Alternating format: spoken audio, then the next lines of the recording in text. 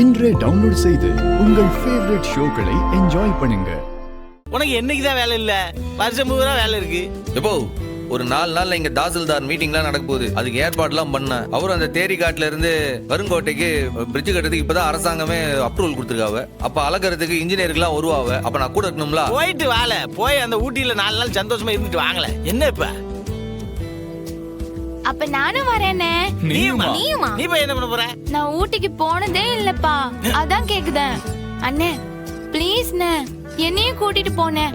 ஊட்டிய பாக்கணும்னு எனக்கு ரொம்ப ஆசையா இருக்குண்ணே. அட, இது சரியான சந்தர்ப்பமா இருக்கே.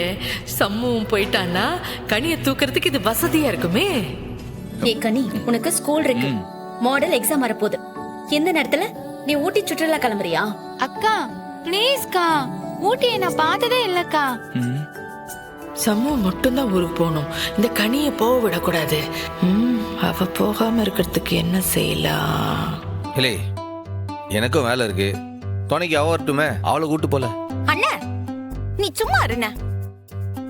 உனக்கும் ஒண்ணும் புரியாது, அவளுக்கும் ஒண்ணும் புரியாது. ஏய் கனி, ஏய் உனக்கு கொஞ்சமாவது அறிவு இருக்கா? கல்யாணம் ஆனதுல இருந்து பாவம் அவங்க 2 பேரும் எங்கேயுமே தனியா போனதில்ல. இப்பதான் ஒன்னா போறாங்க. நீ என்ன அங்க நந்தி மாதிரி போய் உட்கார்ந்துகிட்டு என்னத்தை கிழிக்க போற? வாய மூடிக்கிட்டு படிக்கிற வேலையை மட்டும் பாரு. பெரியாத்தா, இருந்து இருந்து இன்னைக்குதான் நீ ஒரு நல்ல காரியம் பண்ணிருக்க. ஏட்டி கனி, பெரியாத்தா சொன்னது காதுல விழுந்துச்சா?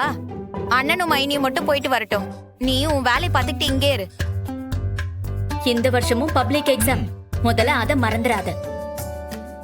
ஸ்கூலுக்கு லீவ் போட்ட நான் உன்னை சும்மாவே விட மாட்டேன். இவங்க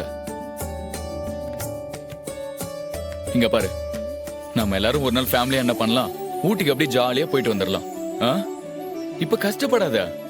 இப்போதைக்கு சண்முகமும் சிஸ்டரும் மட்டும் போட்டோம். என்ன ஓகேவா? அப்பாடா, அப்படின்னா அண்ணனும் பரணியும் சந்தோஷமா தேனிலவுக்கு போயிட்டு நிம்மதியா இருக்க போறாங்க. வாழ்த்துக்கள் பரணி. உங்க அண்ணன் இன்னும் எதுவுமே பதில் சொல்லலையே. இல்லை, இதுக்கப்புறம் நான் என்னத்த சொல்றது? அதான் குடும்பமா சேர்ந்தே முடிவு பண்ணிட்டீங்களா? பரவாயில்ல, போயிட்டு வர வேண்டியதுதான். போயிட்டு வா.